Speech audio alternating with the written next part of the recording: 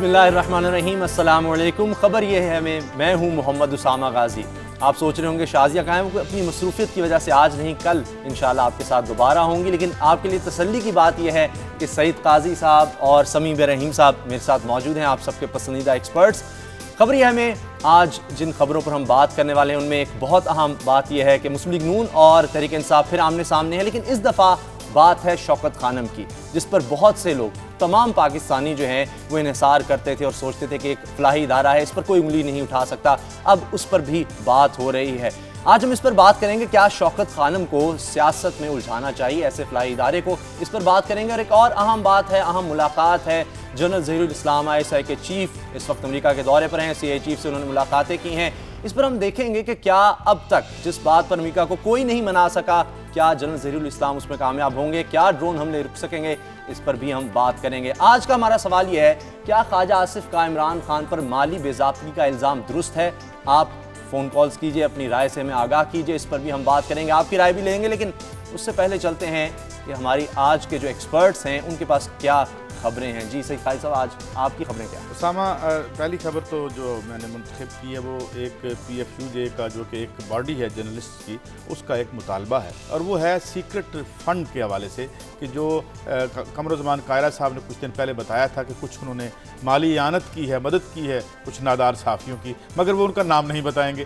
تو بھلے وہ ہمیں نام نہ بتائیں، ہماری کچھ باڈیز ہیں، کچھ ہمارے یہ ریپرزنٹیٹیوز ہیں، انہی کو بتا دیں، ہمیں حکم کریں، ہم کیوں نہیں اپنی کمیونٹی کو سرو کر سکتے، تو بات ذرا شفاف ہو جائے۔ اسی کے ساتھ جوڑ دیں گے جو ہمارے دو بھائی عدالت میں بھی گئے ہیں، حامد میر صاحب اور ابصار عالم صاحب، تو یہ ہونا چاہیے احتساب۔ اس خبر کے حوالے سے اس کا تجزیہ پیش کرنے کی کوشش کریں گے۔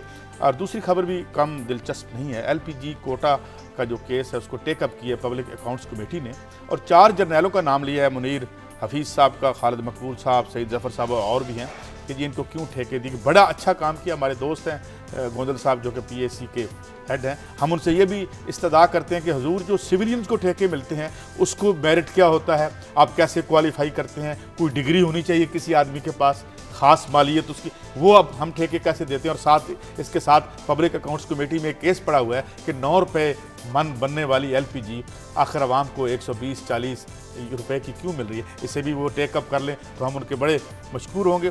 اور تیسری خبر ہے کھوسہ صاحب کا ریزگنیشن جو انہوں نے دیا ہے، اور کئی دنوں سے یہ ہم بات بھی کر رہے تھے، انہوں نے شکایت کی ہے کہ سپنا کھوسہ کیس یہ بتایا جا رہا ہے کہ کیس میں بھی ان کی مدد نہیں کی گئی، اور ان پہ جو کرپشن کے دوست محمد کھوسہ صاحب پر الزامات تھے ان میں بھی انہیں جو ہے وہ اس طرح سے رگیدا گیا۔ مگر سپنا کیس میں تو ہم دیکھتے ہیں مکمل طور پہ تفتیش بھی نہیں ہو پائی، یہ جو ہمارے پاس خبریں تھیں، تو ان خبروں پہ بات کریں گے۔ بالکل ضرور کریں گے سمیع صاحب۔ اچھا اسامہ، بھارت نے اجازت دی ہے پاکستانی سرمایہ کاروں کو کہ وہ آ کر بھارت میں سرمایہ کاری کر سکیں، لیکن ابھی تک جو بھارتی سرمایہ کار ہیں ان کو اس بات کی اجازت نہیں ہے کہ وہ پاکستان میں سرمایہ کاری کر سکیں۔ تو دیکھیں گے کہ یہ بظاہر تو ایک بڑا اچھا قدم نظر آ رہا ہے، لیکن اس کی امپلیکیشنز کیا ہوں گی؟ کہیں اب جو ساری سرمایہ کاری پاکستانی بھی بھارت میں تو نہیں کریں گے جا کے؟ اور پھر ذکر کریں گے قاضی صاحب کے ضلع چکوال کا، وہاں پر ایک ڈیم کی تعمیر کی گئی، دھرابی ڈیم جسے کہتے ہیں، کروڑوں روپے لگائے گئے، ابھی تک وہ نہیں بن سکا، پانی اکٹھا ہو گیا، ابھی تک اس کے وہ ڈیم سے وہ نکالا نہیں گیا، اور کہیں اسی طرح اکٹھا ہوتا رہا قاضی صاحب۔ تو اگر خدا نہ خواستہ وہ ٹوٹ گیا تو بجائے وہ بہت تباہی ہوگی، علاقوں کو پانی دینے کے شہروں کو اپنے ساتھ بہا کے لے جائے گا۔ اور پھر ذکر کریں گے پبلک، انہوں نے تو ذکر کیا پبلک اکاؤنٹس کمیٹی کا، میں ایک اور قائمہ کمیٹی کا ذکر کروں گا جس نے کل جو پیٹرولیم کے مشیر ہیں ڈاکٹر عاصم حسین، ان کو کہا کہ یہ جو آپ پیٹرولیم مصنوعات کی قیمتوں میں اضافہ کر رہے ہیں اس کو آپ واپس لیں۔ وہاں پر بہت زیادہ آپس میں تلخ کلامی بھی ہوئی، تو آج ناظرین کو بتائیں گے کہ وہ کیا کیا انہوں نے ایک دوسرے پر الزام لگائے، اور اب قائمہ کمیٹی کی ہدایات پہ جب وزارت جو پیٹرولیم ہے اس نے کہا ہے کہ قیمتیں کم کی جائیں، کیا پاکستان کے الیکٹڈ وزیر اعظم جو الیکٹڈ ہماری قائمہ کمیٹی ہے اس کا احترام کرتے ہوئے قیمتوں میں کمی کریں گے؟ ٹھیک ہے، خبریں آپ نے سن لی، ان سب پر بات ہوگی۔ ابھی وقت ہے بریک کا، کہیں مت جائیے گا، ہمارے ساتھ رہیے۔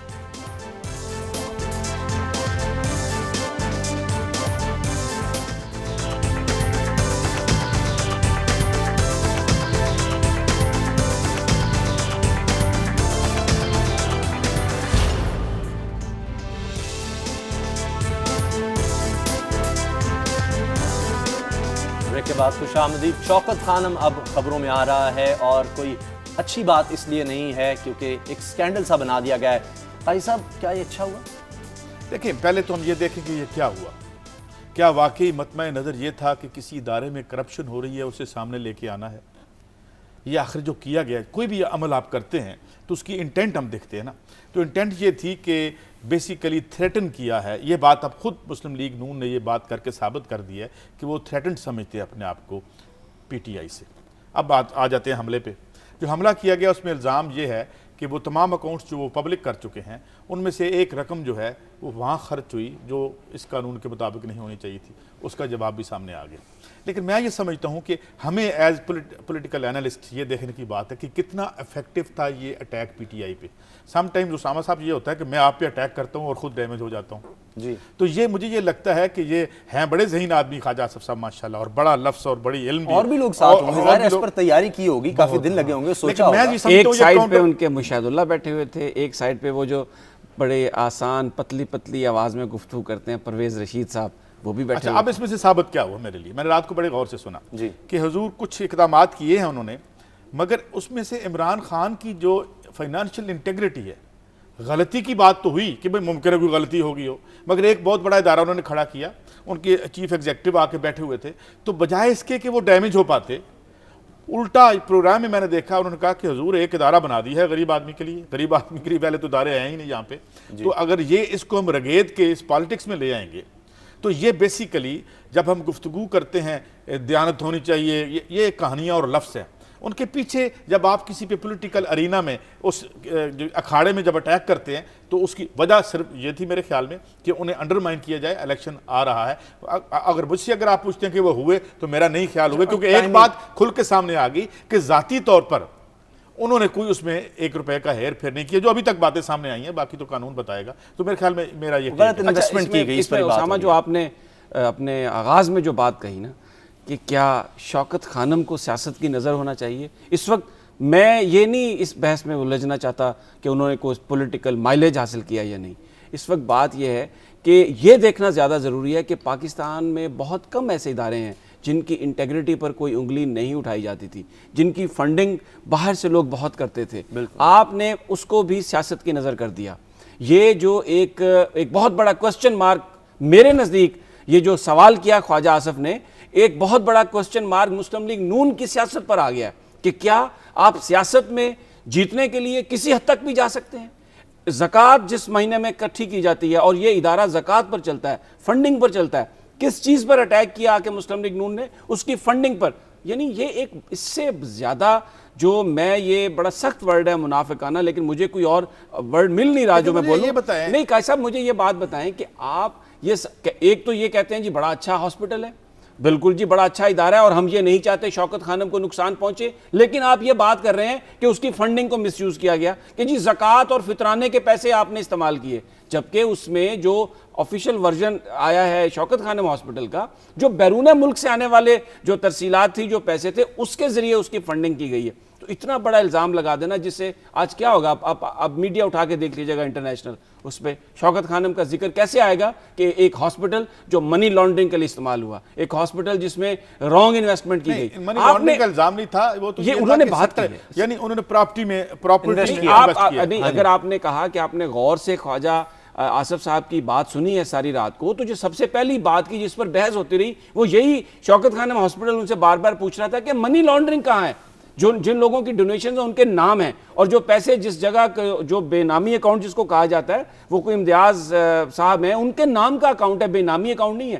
تو یہ الزامات ایک ایسے ادارے پر لگانے جو عوام کو واقعی ایک علاج, غریب لوگوں کو 200 کروڑ روپے سالانہ. اس میں مجھے ایک اجازت دیں گے بات. جی سمیع صاحب, میں پہلے بھی یہ عرض کر چکا ہوں کہ اگر یہ پتہ نہیں کس نے مشورہ دیا میاں صاحب کو, بظاہر تو وہ ان کے دوست ہی ہوں گے جنہوں نے مشورہ دیا, اور جنہوں نے کیا وہ بھی ان کے بڑے ساتھی ہیں, مگر سوال یہ ہے کہ آپ پولیٹیکل پارٹی پہ کیا اٹیک کریں. بھائی آپ کا منشور کیا ہے, آپ کا پروگرام کیا ہے, اب ہوا کیا ہے. پروگرام نہ ان کا ہے, کچھ برا بھلا وہ پیش 14 اگست کو کرنے والے ہیں. ایک ان کا ترین صاحب نے پیش کیا تھا جس کا ہم ذکر کر چکے ہیں. پولیٹیکل ڈسکورس ختم ہو گیا. سیاسی پارٹیوں کا جو منصب تھا, جو کام تھا, وہ انہوں نے ختم کر دیا. اب کیا ہے, آپ نے کرپشن کی, آپ نے ایک بات سیاستدان تہے دل سے ایک دوسرے کے بارے میں کہے جا رہے ہیں بڑی دیانتداری سے کہ جناب آپ बददियानत है। वो कहते हैं तो इनकी अपने बारे में जो राय है, अपनी कम्युनिटी के बारे में जो राय है, basically it is enough to discredit politics and politician. अब ये डिस्कोर्स होता रहेगा जब आप नज़रियात को जलावतन कर देंगे सियासत से, अवाम की मसाइल को जलावतन कर देंगे सियासत से। जी आपने ये किया, आपने साफ़ी थे, जी आपने पैसे पर, क्योंकि ये अपना काम नहीं कर रहे और एक दूसरे को मिलान करने की सियासत कर रहे हैं, इस वजह से ये सब कुछ हो रहा है। ये बात आपकी। एक कॉलर हमारे साथ हैं, आगा नदीम हैं अमेरिका से। जी आगा साहब, आप क्या कहेंगे? जी अस्सलाम वालेकुम। वालेकुम अस्सलाम। आगा नदीम बोल रहा हूँ, न्यू जर्सी, यूनाइटेड स्टेट से। जी माफ कीजिए, मेरा जरा गला, आवाज सही आ रही है? जी जी फरमाइए। आ रही है इरशाद। अच्छा, मैं ख्वाजा आसिफ साहब ने आज जो हॉस्पिटल के मुतालिक बात की है, मेरा नहीं ख्याल कि ये कोई मुनासिब सी चीज है। अब कई मसले ख्वाजा साहब के होंगे, कई इमरान खान साहब के होंगे, ऐसे अदारे के लिए जो कि इतना काम कर रहा है, उसके मुतालिक ऐसा ओछा कंडा अपनाने के लिए ख्वाजा साहब को कुछ शर्म करनी चाहिए थी। मैं तो ख्वाजा साहब से रिक्वेस्ट करूंगा, ख्वाजा साहब इतने सीजन पॉलिटिशियन है आप, ये आपकी पार्टी का है ये सब जो आपने बनाया है, लेकिन आपको जरा अवॉइड करना चाहिए था इस चीज को, क्योंकि इमरान खान इस वर्ल्ड फेमस आदमी है मिस्टर क्लीन के नाम से। ठीक है, बहुत शुक्रिया, बहुत शुक्रिया आगा साहब। यानी बात उन्होंने भी वही की कि आप इमरान खान पर जरूर इल्जाम लगाएं। मसलन वो रात बात कह रहे थे कि आप कहते हैं जी बैरून मुल्क ये लोग रहते हैं जाके, तो आपके जो अपने बच्चे हैं वो आपने बरतानिया में छोड़े हुए हैं रहने के लिए, तो अगर आप पाकिस्तानी हैं तो आप उनको वहां, तो ये जो एक इल्जाम है ये ट्रेडिंग बिल्कुल ठीक है। लोगों के बड़े सेंटिमेंट्स इससे जुड़े हुए हैं, जिस तरह बाहर के लोग भी पाकिस्तान से बड़ी मोहब्बत करते हैं ऐसे इदारों से। रियाज है ननकाना साहब से, पाकिस्तान से कॉल है। जी रियाज साहब, आप क्या कहेंगे? जी रियाज साहब, आप लाइन पर हैं? जी फरमाइए। जी लाइन पे हूं सर। जी जी। मैं सबसे पहले तो काजी साहब और समी इब्राहिम साहब को बहुत बहुत मुबारकबाद पेश करना चाहता हूँ, जिनकी तरफ से यानी कि माशाल्लाह ये प्रोग्राम बड़ा अच्छे जा रहा है। और मेरा ये सवाल है कि जो ख्वाजा आसिफ साहब ने इल्जाम लगाया है शौकत खानम हॉस्पिटल के ऊपर, ये इन्होंने यानी कि सियासत अपनी जिंदगी चमका रहे हैं, ठीक है ना, सियासत इसलिए चमका रहे हैं कि अपना इनको मेयार इनका जो इमरान खान साहब का वो कम हो और हमारी सियासत यानी कि ज्यादा है, हमारे जो मेंबरशिप है ये ज्यादा हो। माशाल्लाह आजकल जो इमरान खान साहब है बहुत अच्छी यानी कि बहुत अच्छे लीडर है हमारे, इंशाल्लाह मुझे पूरी उम्मीद है कि माशाल्लाह ये इक़्तिदार में आके ना हमारे मुल्क को इंशाल्लाह संभालेंगे। ठीक है, यानी आपको नहीं लगता इन इल्जामात से कोई फर्क पड़ेगा? ये भी एक सोच है, यानी इससे जिस तरह काजी साहब बात कर रहे थे कि इससे हो सकता है कि मुस्लिम लीग नून को खुद ही नुकसान पहुंचे, क्योंकि इमरान खान पहले अनाउंस कर चुके हैं कुछ और शहरों में भी कैंसर हॉस्पिटल वो शुरू करना चाहते हैं। आपको लगता है इससे फर्क पड़ेगा? देखिए, इमरान खान साहब का रात में सुन रहा था इंटरव्यू, जिसमें उन्होंने कहा कि 90s में भी जब वो इमरान खान साहब पॉलिटिक्स में थे तो मुस्लिम लीग नून ने शौकत खानम हॉस्पिटल पर इसी तरह के इल्ज़ामात लगाए थे, जिससे उन्होंने ये कहा कि मेरी फंडिंग को बहुत ज़्यादा नुकसान हुआ, फिर पूरा 1 साल मैंने कोशिश करके उस फंडिंग को दोबारा ज़िंदा किया, मैं लोगों के पास गया, बैरून मुल्क गया। तो बात वही है जो अभी कॉलर ने भी की, मुस्लिम लीग नून ने जो शौकत खानम हॉस्पिटल को इस सारी सियासत में घसीटने की कोशिश की है, उसने बहुत बड़ा एक क्वेश्चन मार्क लगाया है पाकिस्तान मुस्लिम लीग की क़यादत पर कि क्या आप सियासत में जीतने के लिए हर किस्म की बात पर जा सकते हैं, हर किस्म का आप इल्ज़ाम भी लगाने के लिए तैयार हैं। ये भी नहीं आप सोचेंगे कि पाकिस्तान में जो चंद इदारे हैं उनकी हैसियत को कितना फ़र्क पड़ेगा। मैं हैरान हूँ कि जो मैं जब रात देखा, ख्वाजा आसिफ बड़े एक सीजनड आदमी है और वो इस तरीके से बैठ कर इल्ज़ाम लगा रहे थे। और इससे एक तो जो काजी साहब ने बात की ना कि अब ये बात वाज़ेह हो गई कि मुस्लिम लीग नून की जो सियासत है ना वो इस वक्त इंतहाई खौफजदा है इमरान खान की सियासत से, क्योंकि सेंट्रल पंजाब के जो बड़े बड़े शहर हैं और जो नौजवान हैं जिस तरह उन्होंने अपने पीछे वो लेके आए हैं, बिल्कुल ये सामने बात वाज़ेह हो गई है। अफसोसनाक बात ये है जो कम अज़ कम मैं तवक्को नहीं करता था, मैं बहुत बड़ा क्रिटिक हूँ उनकी पॉलिटिक्स पे, उनके बहुत सारे जो मामलात हैं मुस्लिम लीग नून के, लेकिन मैं भी ये तवक्को नहीं करता था कि सियासत में जीतने के लिए आप शौकत खानम जैसे हॉस्पिटल को एक उसके ऊपर क्वेश्चन मार्क लगाएंगे, उसकी फंडिंग के हवाले से। आपको अंदाजा देखिए, बहुत इदारे कैसा बड़ी मुश्किल से बनते हैं। शौकत खानम पाकिस्तान का नाम और पहचान थी, आपने कई साल से और आपने इल्जाम लगाया मनी लॉन्ड्रिंग का कि जनाब इन्होंने मनी लॉन्ड्रिंग की है, बेनामी अकाउंट, और फिर आप पाकिस्तान के लोगों को ये कह रहे हैं कि ये आपकी ज़कात और फितराना के जो पैसे हैं वो इन्वेस्टमेंट गलत हो गई, और फिर साथ ही ये कह रहे हैं कि जी इस इदारे की जो परफॉर्मेंस बहुत अच्छी है, हम ये नहीं चाहते कि इस इदारे को नुकसान पहुंचे। ये कैसा मुनाफिकाना तर्ज अमल है। बाहर जो लोग बैठे हैं काफी इस इदारे को देते रहे हैं पैसे। मुनीर हैं अमेरिका से, उनसे राय ले लेते हैं, वो क्या कहते हैं। जी मुनीर साहब, आप क्या कहेंगे इस पर? جی میں یہ کہنا چاہتا ہوں جی کہ بات صرف اتنی ہے، جو عمران خان صاحب کے اوپر جو آپ لوگ یہ جو مسلم لیگ ہے، نواز شریف گروپ جو ہے، یا ان کے جو بھی نمائندے ہیں جو ان پہ کیچڑ اچھالنے کی کوشش کر رہے ہیں، کیا یہ اپنے کردار کو نہیں دیکھتے کہ ان لوگوں نے ملک میں کیا کیا؟ 10 سال اس ملک کے اندر ان لوگوں نے جنرل ضیاء الحق کی پرویز مشرف کے ساتھ ساری دنیا پورے پاکستان کی گورنمنٹ کے اندر یہ لوگ وزیر اعلیٰ رہے پنجاب کے اندر، لیکن یہ لوگ دوسروں پہ جو کیچڑ اچھالتے ہیں کیا اپنے گریبانوں پہ نہیں جاگتے؟ ٹھیک، ایک بات ہم بتانا چاہتے ہیں کہ عمران خان جیسا لیڈر نہ دنیا میں پیدا ہوگا نہ ہو سکتا ہے۔ انشاءاللہ ایک وقت آئے گا کہ پاکستان کے وزیر اعظم عمران خان ہوں گے اور یہ لوگ خوش شرمندگی کے باعث اپنی زندگی میں خود روتے رہیں گے کہ یہ کیا ہوا۔ منیر صاحب بہت شکریہ، بہت شکریہ۔ پاکستان سے بھی کال لے لیں، اس کے بعد قائد صاحب بڑی معذرت سے آپ کے پاس آؤں گا۔ راولپنڈی سے کالر ہیں جی، کیا کہیں گے آپ؟ جی السلام علیکم جی۔ وعلیکم السلام جی سمیع ابراہیم صاحب اور سعید قاری صاحب، میں سب سے پہلے جو انسان ہے کہ رات کی جو انسان ہے کہ انہوں نے جو خواجہ سے آصف سامی ڈرامہ کیا ہے اس کے بارے میں بتانا چاہتا ہوں کہ یہ مسلم لیگ کی جو انسان ہے کہ یہ پرانا وتیرہ رہا ہے، یہ کریکٹر اسیسینیشن اور مرڈس لگنگ، یہ ان کی جو انسان ہے سیاست کا ایک پارٹ آف جو حصہ ہے کہ عمران خان کے اوپر جو خوفزدہ ہو کر جو انسان اتنے جو انسان گھٹیا الزامات لگا رہے ہیں، وہ بھی رمضان کے مہینے میں، تاکہ جو انسان ان کی فنڈ ریزنگ متاثر ہو سکے۔ ٹھیک ہے عامر صاحب، بہت شکریہ راولپنڈی سے۔ یعنی جتنے بھی کالرز آ رہے ہیں ان سب کی رائے جو ہے وہ ایک ہی ہے کہ ایسا نہیں ہونا چاہیے۔ ایک پوزیشن جو کلیئر کرنا چاہیے، مطلب یہ زیادہ تر ظاہر ہے جو لوگ آج ہمیں کال کر رہے ہیں پی ٹی آئی سے موسٹلی ان کا تعلق ہے، تو ہم جب بھی ہم بات کرتے ہیں، اور جو میں نے تھوڑی دیر پہلے بات کی تھی، ہم تو صحافی کے طور پہ 14 اگست کا انتظار کر رہے ہیں۔ سنا ہے کہ انہوں نے اپنا پروگرام دینا ہے، کیونکہ پروگرام دینے کا رواج ختم ہو گیا ہے۔ اب پروگرام دینا ہے نا ایک بڑی فروئی سی چیز رہ گئی ہے۔ ایک زمانہ تھا کہ پولیٹیکل پارٹی کی بیک بون اس کا پروگرام ہوتا تھا۔ 68-69 میں جب پیپلز پارٹی آئی تو اس کا پروگرام تھا جس نے گلی گلی اور کھیت کھلیان میں اس کو کھڑا کر دیا تھا۔ یہ الگ بات اور الگ بحث کہ وہ پروگرام کہاں تک ہوا اور کہاں تک نہیں ہوا، لیکن اب سیاست کیا ہے؟ آپ کرپٹ ہیں، میں نہیں ہوں، میں کرپٹ ہوں، آپ نہیں ہیں، اس کے علاوہ کوئی آرگیومنٹ اور کوئی ڈسکورس نہیں رہ گیا، وچ بیسیکلی جو انڈیکیٹ کرتا ہے، ڈیمونسٹریٹ کرتا ہے، ظاہر کرتا ہے وہ بینکرپسی ہے کہ آئیڈیاز نہیں ہیں۔ اب ایک آدمی آئے، ایک ماہ راج، ایک فائنانشل سسٹم ہے، اس میں پتہ نہیں بھئی مجھے تو نہیں پتا، ہر سیاستدان دوسرے کو کرپٹ کہہ رہا ہے۔ اب آج جرنیلوں کا بھی ذکر ہے، ان سے بھی پوچھیں یہ ایل پی جی کے ٹھیکے ان کو کیوں ملے؟ کیا کرپشن کے علاوہ کوئی کام رولنگ ایلیٹ کا رہ گیا، یا اس کے علاوہ کوئی اور بات ہے جس پہ سیاست ہو سکتی ہے؟ لوگ بھوک سے مر رہے ہیں، انفلیشن کا کوئی پوچھ رہا ہے؟ دیکھیں کتنے بڑے ایشوز ہیں، بجلی نہیں ہے، آپ کی امپورٹس جو ہیں بڑھ رہی ہیں، آپ کی ایکسپورٹس گر رہی ہیں، ایک خدا نہ خواستہ جو جسے آپ کہتے ہیں کہ خدا نہ کرے ایک ڈیفالٹ کی سچویشن میں ہم جا رہے ہیں۔ بحث یہاں یہ ہو رہی ہے کہ آپ نے پیسے اچھا، ان الزامات کو روکا کس طرح جائے؟ کوئی اخلاقیات کا کوئی معیار جو ہے وہ ہونا چاہیے کہ ایک سیاست الگ چیز ہے، اس طرح فلاحی ادارے جو شوکت خانم خاص طور پہ اس تک نہ آیا جائے۔ اب عمران خان نے کہہ دیا کہ عدالت لے جائیں، آپ کو لگتا ہے عدالت جائیں گے یا یہ بس اس طرح ہی میڈیا میں بات ہوتی رہے گی؟ دیکھیں کیونکہ بات جو ہے وہ کھل کر ہم کر رہے ہیں، تو اس وقت پاکستان میں جو ایک سب سے بڑا پرابلم ہے، پاکستان کا کوئی بھی ایسا ادارہ نہیں ہے جسے ہم یہ کہہ سکیں کہ وہ اپنی حدود سے تجاوز نہیں کر رہا۔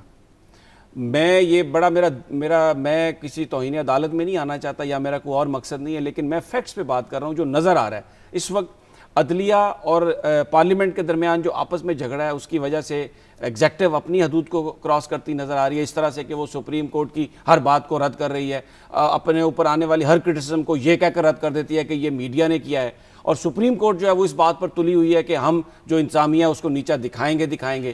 تو یہ جو ایک سب سے بڑا نقصان ہوا ہے، جب بھی ایسی کوئی سچویشن ہوتی ہے تو اس میں ایک فورم ہوتا ہے عدلیہ کا جو یہ فیصلہ کرتا ہے، لیکن انفارچونیٹلی اس وقت عدلیہ اتنی زیادہ پارٹیزن ہو چکی ہے کہ بہت سارے لوگ پاکستان میں یہ سوال کر رہے ہیں کہ کیا جو عدلیہ کے فیصلے ہیں ان کو بھی پذیرائی ہوگی، کیا ان کو بھی پوری پاکستانی قوم تسلیم کرے گی، یا ایک حلقہ جو اس وقت عدلیہ کی فیور میں ہے وہ اس کو مانے گا۔ یہ بنیادی طور پر جو ہم نے پروگرام کے آغاز میں سوال کیا وہ یہ ہے کہ سب سے بڑا اس وقت جو فریضہ ہے وہ پاکستان کے عوام پر ہے۔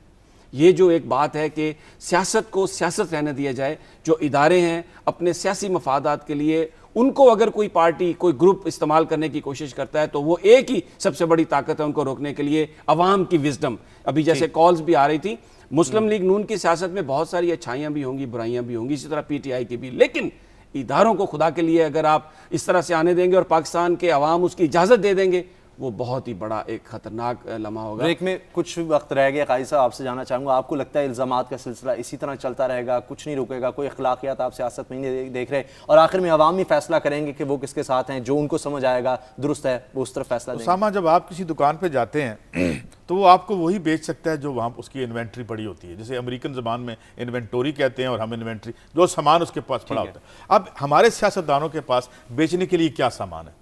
ذوالفقار علی بھٹو آئے تو ان کے پاس ایک سامان تھا کہ بھئی روٹی ہے، کپڑا ہے، مکان ہے، آپ کو انصاف دیں گے، یہ دیں گے۔ اب آپ کیا دیں گے؟ انصاف اتنا مہنگا ہے کہ غریب آدمی جو 8,000 سے 6,000 روپے مہینہ کماتا ہے، حضور وہ کسی دور افتادہ تحصیل کے جونیئر وکیل کو ہائر نہیں کر سکتا، جبکہ آرٹیکل 3 آئین کی کہتی ہے کہ سستا اور فوری انصاف پہنچانا ریاست کی ذمہ داری ہے۔ اب یہ دے نہیں سکتے، ٹھیک ہے۔ پھر آپ کا آئین کہتا ہے کہ جی آپ نے ایک آدمی کو نوکری دینی ہے جو آپ کا سٹیزن ہے 37D میں جو، اور اس کو مکان دینا ہے، وہ نہیں دے سکتے، پھر آپ کیا کریں گے؟ پھر سیاست تو کرنی ہے نا، آپ نے میڈیا کا پیٹ تو بھرنا ہے نا، تو کوئی سنسنی وہ کچھ تو ہونا کہ پھر الزامات، کرپشن، اسی پہ کھیل ہو رہا ہے اور یہ بے معنی ہے بس۔ یعنی آپ کو لگتا ہے کہ سیاست چمکانے کے صرف یہ کھیل، الزامات اور یہ چلتا رہے گا۔ لیکن میں ایک بات کہہ دوں، یہ بات صحیح، بریک کے بعد سیاست چمکانے کی بات ہے اسامہ، لیکن مجھے بالکل میں جو پاکستان کے عوام کی وزڈم ہے میں اس پر یقین رکھتا ہوں، اور میرا ایمان ہے کہ پاکستان کے عوام یہ اس طرح کے جو ہتھ کنڈے ہیں نا وہ یوز کر کے کوئی جیت نہیں سکتا۔ بریک کا وقت ہو گیا، بریک کے بعد ہم ایک اور اہم خبر پر جائیں گے۔ جنرل ظہیر الاسلام کے دورے پر ہم بات کریں گے، سینئر صحافی مظہر طفیل ہمارے ساتھ ہوں گے، کہیں مت جائیے، بریک کے بعد ملتے ہیں۔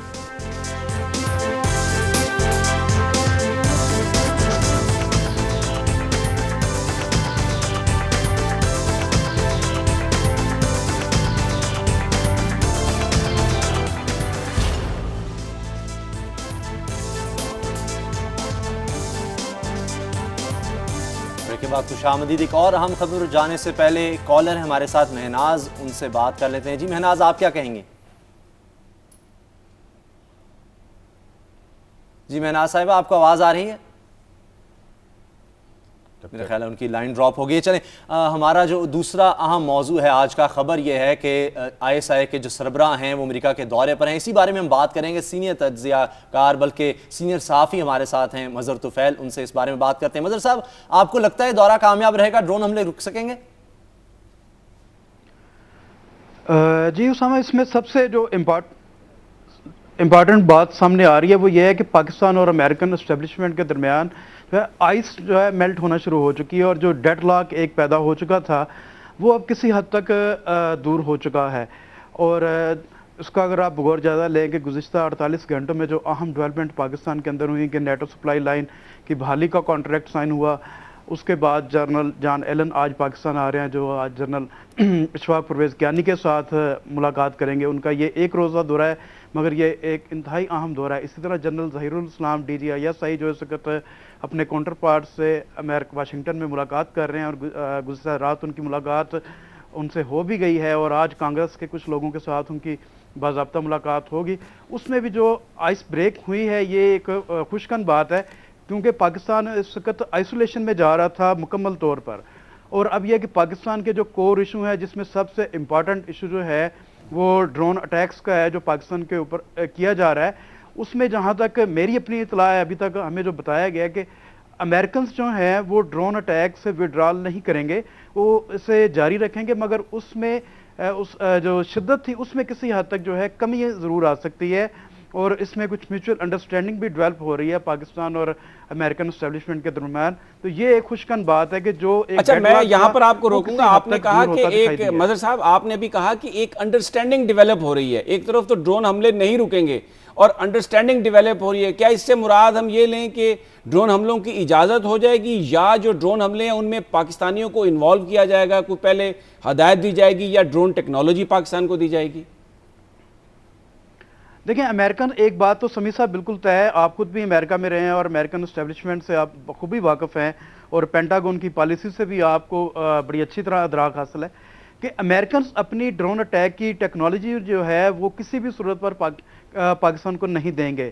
البتہ جو ہے اس کی شیئرنگ جو ہے، شیئرنگ فارمولہ جو ہے وہ کسی حد تک جو ہے وہ اڈاپٹ کیا جائے گا. اسی کے لیے موڈیلٹیز طے کی جا رہی ہیں, اور ٹرائیپاڈ کمیشن میں بھی اس طرح کی جو باتیں ہیں ماضی میں بھی ہوئی, مگر وہ ڈیڈ لاک آ گیا. اس میں اس وقت جنرل شجاع پاشا کا جو بڑا سخت موقف تھا امریکنز کے بارے میں, اس کی وجہ سے پاکستان اور امریکن اسٹیبلشمنٹ کے درمیان ایک ڈیڈ لاک تھا.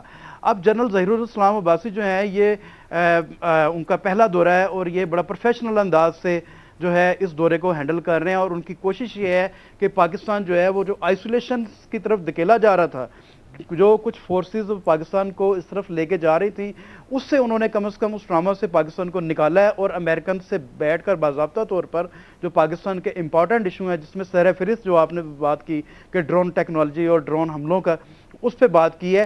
اور ہماری جو اطلاع ہے ابھی تک وہ اس میں کافی حد تک کامیاب ہوئے ہیں, اور امریکن اسٹیبلشمنٹ یہ بات پاکستان کے سمجھنے کو اب وہ راضی ہو گئی کہ واقعی اس سے پاکستان کو اندرونی طور پر نہ صرف جو ڈفرینٹ فورسز ہیں, فنڈوز جیسے کہا جا سکتا ہے, اس کی طرف سے پاکستان کی ملٹری اسٹیبلشمنٹ اور پاکستان کی پولیٹیکل لیڈرشپ دونوں کو سخت دباؤ کا سامنا کرنا پڑ رہا ہے. اب اس کے لیے پیرامیٹرز جو ہیں وہ تلاش کیے جا رہے ہیں, اور یہ ایک دن میں یا 2 دنوں میں یہ کام نہیں ہو سکتا کہ اگر کہا جائے کہ جنرل ظہیر الاسلام عباسی اپنے اس دورے میں جو ہے مکمل طور پر کامیاب واپس لوٹیں گے اور ڈرون ٹیکنالوجی حاصل کر لیں گے, یا ڈرون اٹیکس جو پاکستان کے اوپر کیے جا رہے ہیں اسے وہ بند کرانے میں کامیاب ہو جائیں گے. ایسی کوئی بات نہیں ہے. البتہ جو اپنے پاکستان کے ایشوز تھے اس حوالے سے وہ پاکستان اب پہلی دفعہ ایڈریس کرنے میں کامیاب ہوا ہے, اور یہ وقت کے ساتھ ساتھ جو ہیں چیزیں یہ سیٹلڈ ہوں گی. ٹھیک ہے, بہت شکریہ مظہر طفیل صاحب, سینئر صحافی ہمارے ساتھ تھے. جس طرح وہ کہہ رہے تھے کہ ڈرون حملے تو نہیں رکیں گے لیکن اعتماد سازی میں کوئی بہتری آئے گی. ہم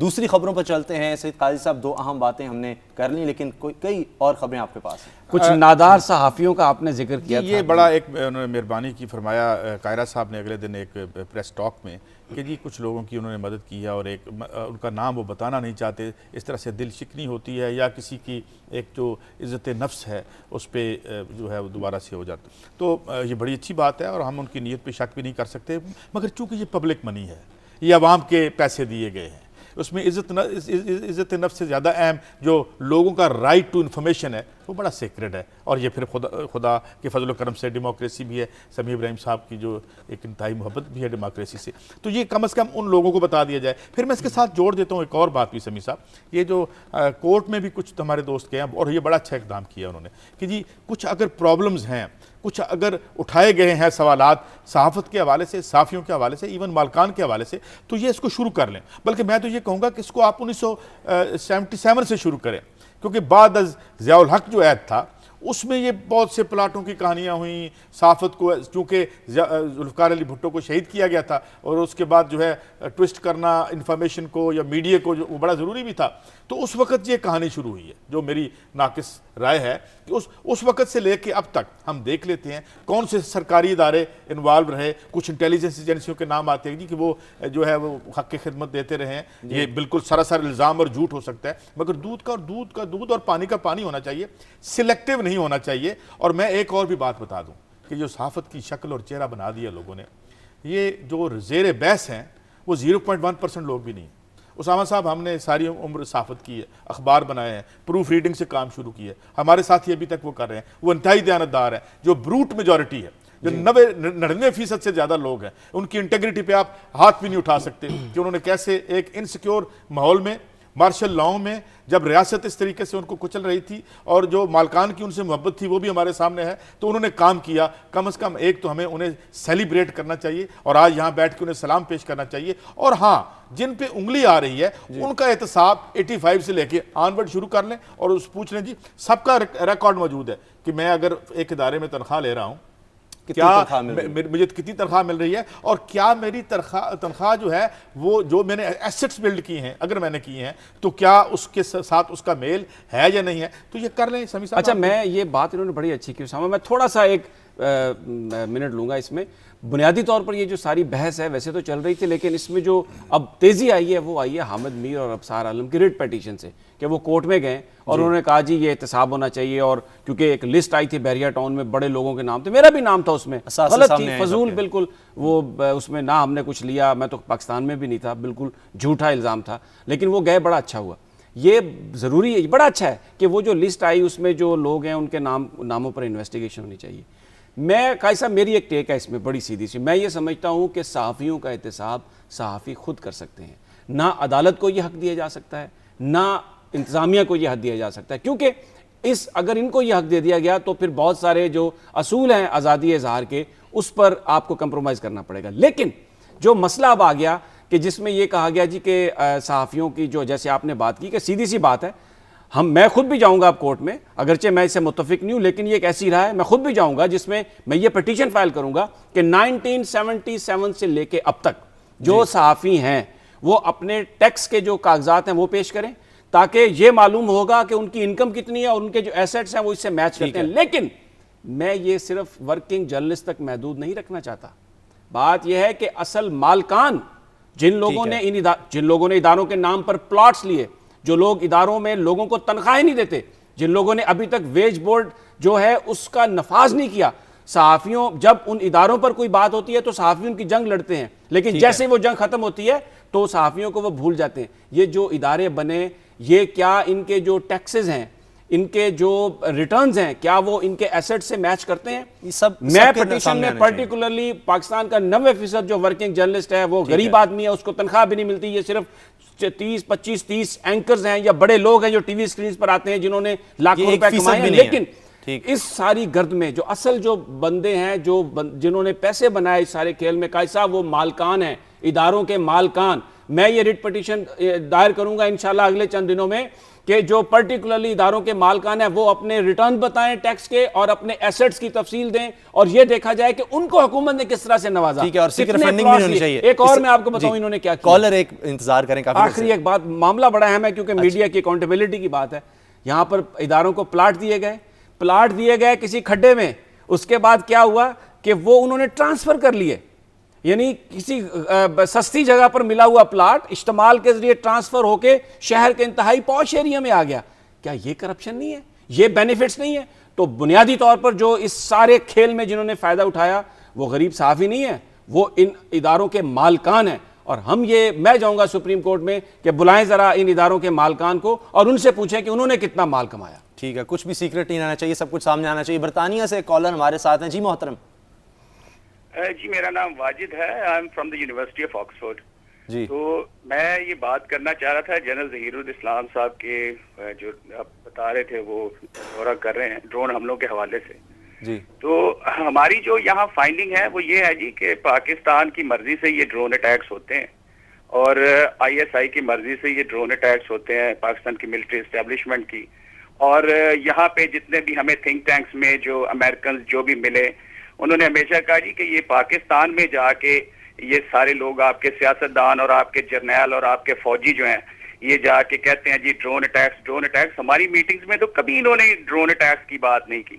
اور دوسرا میں آپ کو یہ بات بتاؤں، I respect I S I اے لاٹ، کیونکہ میرے خیال سے تو یہ ہماری first and last line of defence ہے، لیکن آئی ایم سوری ٹو سے کہ یہاں ہمیں بہت سینئر لیول کے آئی ایس آئی کے لوگ بھی آفیشل کبھی آتے جاتے مل جاتے ہیں، تو انہوں نے یہ کہا جی کہ اب آئی ایس آئی فرسٹ اور لاسٹ لائن آف ڈیفینس نہیں رہی۔ تو جب ان سے میں نے پوچھا کہ جی یہ کیوں آپ ایسا کہہ رہے ہیں، تو انہوں نے کہا جی کہ جب ذاتی مفادات جو ہیں وہ ملکی مفادات سے اوپر آ جائیں تو پھر کوئی فرسٹ اور لاسٹ لائن آف ڈیفینس نہیں ہوتی۔ بہت شکریہ واجد صاحب، بہت شکریہ۔ برطانیہ سے کالر تھے اور ان کا یہ خیال ہے، لیکن پھر امریکہ بھی خود مانتا ہے، یعنی آکسفورڈ سے انہوں نے یہ کہا ہے، اور یہ ایک تاثر ایک رائے انہوں نے وہاں سے بیٹھ کے دی ہے، اور یہ بات ان کی بالکل درست ہے کہ ادارے ملک کے لیے سوچیں، اپنے لیے نہ سوچیں۔ خبریں ہمارے پاس بہت ہیں، کالز بھی بہت آ رہی ہیں۔ نہیں، یہ بڑی اہم بات انہوں نے کی ہے۔ دیکھیں، اگر میں یہ ان کی بات مان لوں، یہ شدید اختلاف ہے ان سے، وہ یہ کہتے ہیں نا کہ I S I last line of defence نہیں ہے۔ میں بہت بڑا کریٹک ہوں، میں تنقید کرتا ہوں ہمیشہ فوج پر کہ ان کا سیاست میں کردار نہیں ہونا چاہیے، لیکن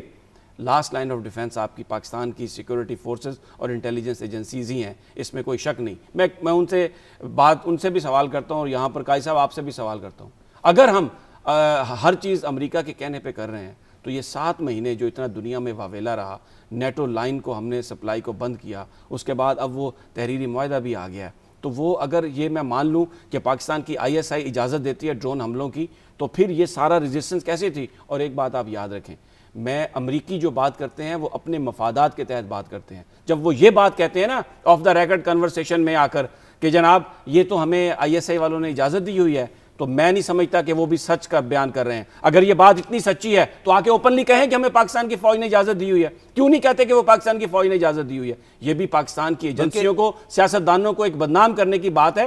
ہاں یہ انڈرسٹینڈنگ ضرور ہوگی پاکستان کی کہ جب وہ بات کرتے ہیں کہ جی کوئی القاعدہ کا بندہ ہے یا کوئی ایسا ملیٹنٹ ہے اس کو آپ ضرور ٹارگٹ کریں, لیکن اس پاکستان کا تو ایشو یہ ہے کہ ہم کہتے ہیں یا ہمیں ڈرون ٹیکنالوجی دے یا ہمارے ساتھ وہ سارا چیزیں شیئر. تو یہ پاکستان نے جو ایک سٹینڈ لیا ہوا ہے نا انٹرنیشنلی اس وقت, اور جس کی وجہ سے پوری دنیا میں واویلا تھا, یہ ساری اس وجہ سے پاکستان کے اب اداروں کو, پاکستان کے سیاستدانوں کو بہت زیادہ وہ ٹارگٹ ہیں اس وقت اس قسم کی ساری گفتگو. وقت کم رہ گیا. ڈاکٹر طارق لاہور سے ہمارے ساتھ ہیں. جی ڈاکٹر صاحب.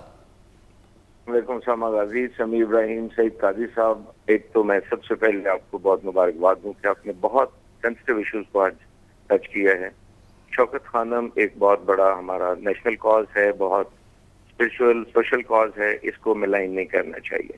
لیکن اگر کوئی اس پہ الزامات ہیں تو اس کا ایک وہ دفاع کر رہے ہیں, جو الزامات لگا رہے ہیں ان کو اس کے ثبوت کے لیے کچھ لانا چاہیے کہ زکوٰۃ کا یہ کام, خیرات کا یہ کام. لیکن میں جس دفعہ چاہوں گا, میں خود بھی 9 سال میں نے ایک ادبی رسالے کو ایڈٹ کیا ہے بطور مدیر کے. جی جو بات کی سچائی, جو آواز آج سمیع ابراہیم صاحب کی میں نے دیکھی ہے, جو حامد میر صاحب کو میں دیکھ رہا ہوں, جو ابشار صاحب کو میں دیکھ رہا ہوں, یہ سچی بات ہے کہ ایسے ایسے بڑے, یہ چند میڈیا ہاؤسز کے چند نام تھے جنہوں نے کچھ مفادات اٹھائے ہوں گے. ٹھیک ہے. یہ قلم کے مزدوروں کا جو پسینہ نہیں, ان کا خون ان کے قلم کے ذریعے چلتا ہے. اور بڑی اچھی بات ہے کہ اس وقت 2 کونا مشق جو صحافیوں کے درمیان ہمارا مستقبل اسامہ غازی بیٹھا ہوا ہے. اور میں یہ آپ کو بتاؤں کہ آپ لوگوں نے ایک دوسرے کو اس روایت کو آگے دینا ہے, ایک دوسرے کو آگے اس روایت کو لے کے چلیں.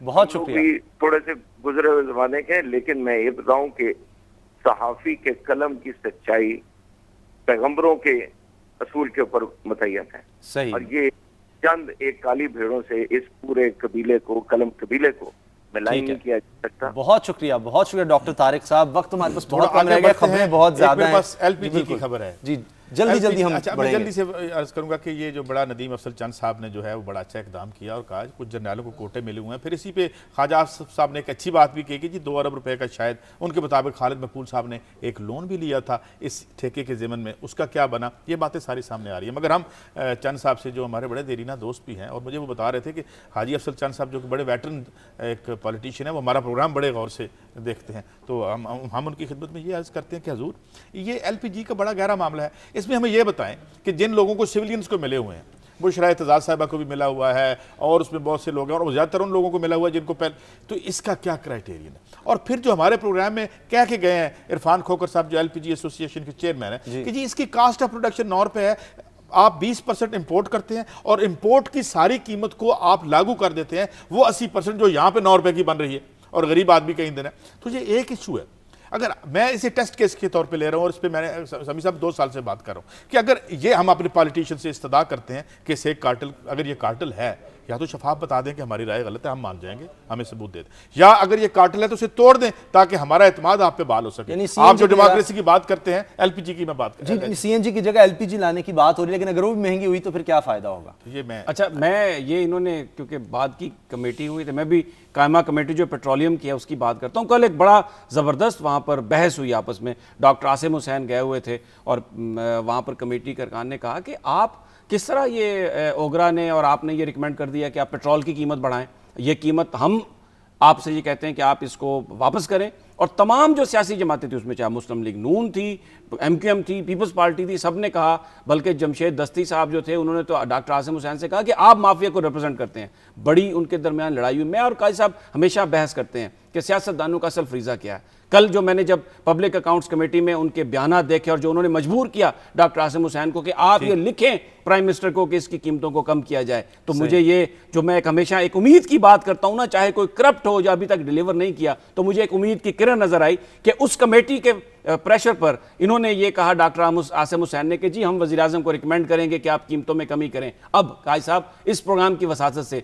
मेरा सवाल है राजा परवेज़ अशरफ साहब से, जिनको जाला भी कहा जाता है, जो इलेक्टेड प्राइम मिनिस्टर हैं, कि वो ये तो कहते हैं कि अदलिया पार्लियामेंट का एहतराम नहीं कर रही और इलेक्टेड गवर्नमेंट को घर भेज रही है। अब सवाल ये है कि आप अपने इलेक्टेड नुमाइंदों का कितना एहतराम करते हैं? जब आपकी पेट्रोलियम की कायमा कमेटी ये कह रही है, जो इलेक्टेड लोग हैं वो कह रहे हैं कि आप कीमतों को कम करें, तो अगर राजा साहब आप कीमतों को कम नहीं करते तो फिर पार्लियामेंट का एहतराम आप नहीं कर रहे। अदलिया पर जो इल्जाम है वो बाद की बात है, आप खुद इलेक्टेड आदमी भी अपनी पार्लियामेंट का वो एहतराम नहीं करते। तो कम है कि वो ये बात मानेंगे। कॉलर हमारे साथ हैं हबीब टोबा टेक्सिंग से। जी हबीब साहब। अस्सलाम वालेकुम जी। वालेकुम अस्सलाम जी फरमाइए, क्या राय है आपकी, क्या कहेंगे? हाँ जी, कल मैं जब नमाज मगरिब के बाद जा रहा है, मैं टीवी ऑन किया जी, तो देखा कि इशू जा रहा था कैपिटल टाग में ना, हम मीर साहब थे शायद ना, ख्वाजा साहब भी तो यकीन करना मुझे इतना दुख हुआ ना, क्योंकि रिसेंटली मैंने बहुत दूर से शौक मेरे वीर का इलाज हुआ है, तो खुदा के बाद अगर पाकिस्तान में कोई गरीब लोगों का है ना जी गुजारा, तो वो शौकत खाना में है। ठीक है जी। तो इतने अच्छे अदारे को इस तरह से क्रिटिसाइज करना, सियासत में लेके आना, ये मैं ख्वाजा साहब से भी दरख्वास्त है मेरी, आप मीडिया वालों से भी कि खुदा रहा इस अदारे को बचाएं, इस पे किसी किस्म का इल्जाम तराशी ना की। यही हमारा आज का मौजू, इसी पर हमने बात की। बहुत शुक्रिया हबीब साहब, जो खुद जो है जिनका इलाज हो चुका है वो लोग भी सामने आ रहे हैं। अच्छा, ये बात तो हम करते ही रहेंगे। एक और खबर जुल्फकार खोसा साहब की, लेकिन इससे पहले मैं एक छोटी सी बात अर्ज कर दूं। कल एक बड़ा सीरियस, क्योंकि ग्रेव हबीब साहब का चेहरा भी बड़ा ग्रेव हो रहा है कि एक साहब गा रहे थे तो उनसे गुस्सा नहीं किया किसी ने, तो एक साहब स्टेज पे चढ़ के कहते हैं कि हुजूर इनको आप गाएं, वो किधर हैं जो आपको लाए थे? अब हमें नवाज शरीफ साहब को पूछना चाहिए कि हुजूर आपको ये मशवरा किसने दिया था? और अपने तौर पे उन्होंने ये की है, क्योंकि आप पब्लिक का रिस्पांस देख लें। ये तो मुमकिन नहीं है कि इतने सीनियर हम कहते हैं ना कि कोई अगर आपका अक्लमंद दुश्मन हो तो वो आपके वो क्या कहते हैं वो बेहतर होता है किसी पे। मैं काजी साहब यकीन करें, ये आपको इतने सीजनड आदमी हैं, 2 दफा प्राइम मिनिस्टर रहे हैं, और हमेशा बात को नाप तो मैं देखता रहता हूँ नवाज शरीफ साहब को एक अरसे से कि उनकी सियासत कैसी है, शख्सियत कैसी है, तो बड़े नाप तोल के बात करते हैं। सवाल भी करें तो थोड़ा सा तवक्कुफ करके फिर बात करते हैं। तो ये कैसे उन्होंने ये कर दिया कि जो यानी आप यकीन करें, आपने ये बात बड़े एक लाइट अंदाज में कही है कि वो, लेकिन इस पे हंसने को दिल नहीं करता। वो जो कॉलर ने बात की ना, मैं रात प्रोग्राम देख रहा था, मैं वो सारी चीज़ें उसामा देख रहा था। आप यकीन करें कि यूं जैसे कोई दिल को पकड़ लेता है ना, कि गरीब आदमियों को जहाँ पर इलाज मिलता है आप उसको सियासत की नज़र कर रहे हैं। यार आप वो उन्हीं की बैलेंस शीट से उठा के आप इल्ज़ामात लगा रहे हैं। बिल्कुल तहकीकात होनी चाहिए, कोई बात है तो आप जाएं उनसे बात करें अपने कंसर्न्स, लेकिन आप टेलीविजन पर आकर आप प्रेस कॉन्फ्रेंस कर आप इमरान खान को जो नीचा दिखाने के लिए आप शौकत खानम को बदनाम कर रहे हैं, उस इदारे को जो गरीबों को कैंसर जैसे मर्ज की जो इलाज देता है, जो ऐसे मरीज जिनके लिए उम्मीद की कोई किरण नहीं होती, जिनके आगे सिर्फ मौत, जिनके आगे सिर्फ कब्र है, उस इदारे में आपने उसको ये कर दिया। प्रेस कॉन्फ्रेंस करेंगे जो PIC में मरे थे लोग, क्या उस पर प्रेस कॉन्फ्रेंस करेंगे? उस पर क्या हुआ? वो जो एक रिपोर्ट थी लोगों को फिक्स करने के लिए रिस्पॉन्सिबिलिटी, वो चोरी होगी, उस पर प्रेस कॉन्फ्रेंस नहीं की। मगर ये जो शख्स अब सियासत ये रह गई है कि मुस्लिम लीग नून की कि हर चीज़ का इल्ज़ाम किसी ना किसी को देना। भाई होंगे वो सियासत में, आप करें, सियासतदानों पर इल्ज़ाम लगाएं, अच्छी बात है, आप इससे जीतें इलेक्शन, हमें इससे कोई प्रॉब्लम नहीं है। लेकिन जो इदारे हैं हमारे, जो गरीबों के लिए ज़िंदगी दे रहे हैं खुदा के लिए, उन इदारों को सियासत में ना लेके आए, यही हमारी उनसे इल्तिजा है। मुझे पता है उसामा टाइम कम है, मैं आज बात नहीं करूंगा। ये जो चकवाल में धरावी डैम है, ये एक बहुत बड़ी करप्शन की कहानी है साहब। मैं इस पर कल आप बात करें क्योंकि मुझे टाइम ज्यादा चाहिए। मेरी खबर है नहीं, आप बात करें। पाकिस्तान वो जो इन्वेस्टमेंट की मैं आज इन्वेस्टमेंट की बात कर लेता हूँ, डैम पर कल बात करूंगा। अब वो भारत ने पाकिस्तानी सरमायाकारों को इजाजत दे दी है कि जी आप आएँ और सरमायाकारी करें, बड़ी अच्छी बात है, दोनों ममालिक नज़दीक आएंगे, लेकिन अपने शहरियों को पाकिस्तान में सरमायाकारी की इजाज़त नहीं दी। पाकिस्तान के स्मार्ट मूव किया उन्होंने, इसलिए कि पाकिस्तान में हालात ऐसे हैं, लोड शेडिंग है, जो ऑर्डर सिचुएशन है वो ठीक नहीं है, करप्शन की कहानियाँ भी चल रही हैं। तो क्या होगा कि जो सरमायाकार है वो फौरी तौर पर चला जाएगा इंडिया में जाके करेगा। और एक और बात मैं आपको बताऊँ जिसको हुकूमत पाकिस्तान ने तवज्जो से नहीं सुना, मिनॉरिटीज़ की जानब से ये बार बार ये कंप्लेंट्स आ रही हैं, ख़ास तौर पर सिंध के अंदर बहुत बड़े जो हमारे सरमायादार हैं, जो बिजनेसमैन हैं, वो हिंदू कम्युनिटी से उनका ताल्लुक़ है। वो बावजूद इसके कि वो हिंदू हैं, पाकिस्तान से उनको प्यार है, यहीं पर रहते हैं, उनकी सिक्योरिटी और प्रोटेक्शन का बंदोबस्त नहीं किया गया। क्या होगा कि वो जो वैसे ही माइग्रेट कर रहे थे, अब वो भारत के अंदर सरमायाकारी करेंगे। تو اس کا ایک اچھی بات تو ہے دونوں ممالک نزدیک آئیں گے، لیکن اچھی یہ بات مکمل تب ہوگی جب بھارت بھی پاکستان کے اندر اپنے شہریوں کو سرمایہ کاری کی اجازت دے اور پاکستانی حکومت یہ بندوبست کرے کہ جو ہمارے سرمایہ کار ہیں وہ اس وجہ سے بھارت میں سرمایہ کاری نہ کریں کہ یہاں پر حالات ٹھیک، ہمارا بھی ماحول جو ہے بہتر ہونا چاہیے سرمایہ کاری کے لیے۔ سمیع ابراہیم صاحب اور سعید قاضی صاحب دونوں کا بہت شکریہ۔ یہ تھا آج کا پروگرام، کچھ باتیں رہ گئیں وہ کل کے پروگرام میں کریں گے۔ خبر یہ ہے، دیکھتے رہیے، بہت شکریہ۔